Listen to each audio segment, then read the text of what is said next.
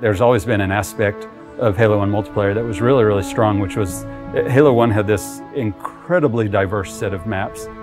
It really was this incredibly focused experience. It had this beautiful simplicity. It's not often that a game just addicts me like that, where I have to keep playing it. It was amazing to me just to see how our entire art team would just go down for entire evenings at a time, right? Just from 4 o'clock till 10 o'clock to just play Halo multiplayer.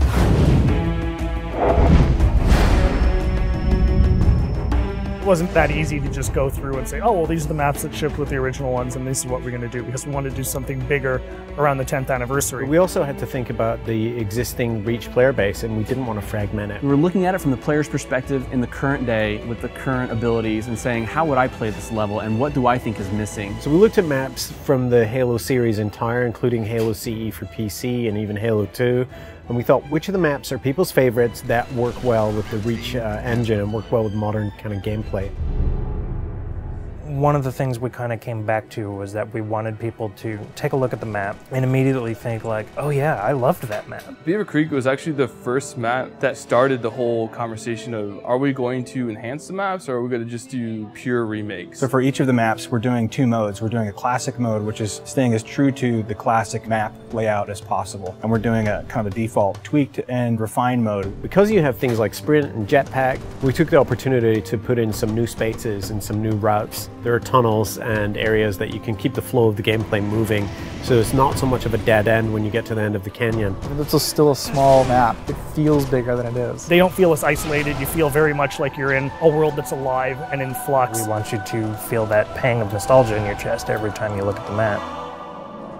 We chose Timberland because it was kind of an unsung classic. Probably one of the best vehicle maps. I spent a lot of time in custom servers on Halo PC just playing Team Slayer on it. The map itself is actually 20% smaller than what it used to be. On the art side, we've added a lot more tree cover. There's a big canopy of trees which kind of envelop the play space more. I'd like to think of this as Central Park, New York City. Here's this beautiful landscape, but right on the edge of a city all around them. There's so many tight turns that there are lots of places for you to get hung up on and grenaded. Just fun stuff happens. What other FPS do you get to put colorful flowers and green grass on your map?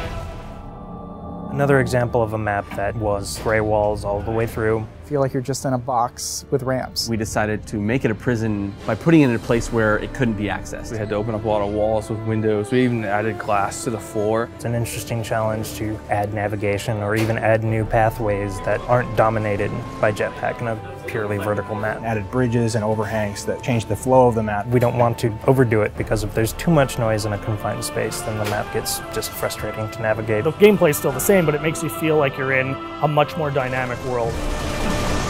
Damnation is a good example of really pretty much purple walls, and that's what represented the Covenant theme. We kind of left it to certain affinity to think about, like, well, can they give this map a context? And I think they started by looking in the room with the waterfalls. We really wanted to give people a sense that they were in this water processing plant or this facility that had to deal with these natural elements. The bottom area at the base of the waterfall, there used to be spaces in between them, so you had to jump from the 3 spaces that extended out. Now that's just a single walkway. You didn't realize the first time you played it in the original, but now there's all these ledges and different opportunities to get around your opponent and flank them that weren't there before. I think with our additions, so you don't accidentally fall to your death all the time, and also the jetpack, that map has really changed a lot, just the general flow, and it's a lot of fun to play. This location we chose is kind of where the genesis of Firefight began. It's a place where you stop and you defend. Traditionally, Firefight, you've never really had the Marines fighting with you, and that's something we were able to do, and we thought, well, if we can pull this off, this is going to be a nice new take on Firefight. Now it's you, your friends, and some buddies, or if you're playing by yourself,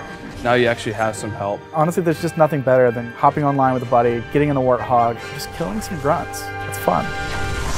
Normally with a title update, what happens is you download the title update and your world has changed forever. Since we couldn't really give them the existing Halo CE gameplay with an online component, this was the next best thing. A lot of the fun of Halo 1 is being able to use the Magnum again, and we wanted to allow you to use that in multiplayer. We're able to replicate the look and feel of the Halo 1 pistol with the standard pistol from Reach. 3 headshots, anywhere on the map, you're going to take an enemy down. We've made sure that we can implement these changes on a game type level, which means we can have a version of Slayer that is exactly as it's always been, and a version of Slayer with our title update changes. We're going to be releasing beta hoppers before the launch of Halo Anniversary, and we're going to utilize all the feedback we get from the millions of players that participate to help ultimately shape this title update.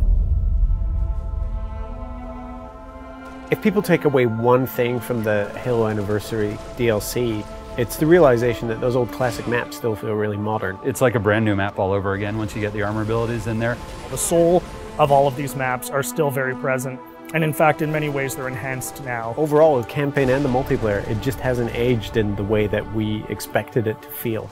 And when I switch to classic mode in campaign, or when I play Beaver Creek in multiplayer, it feels new, and it still feels nostalgic, and that's a strange mixture of feelings.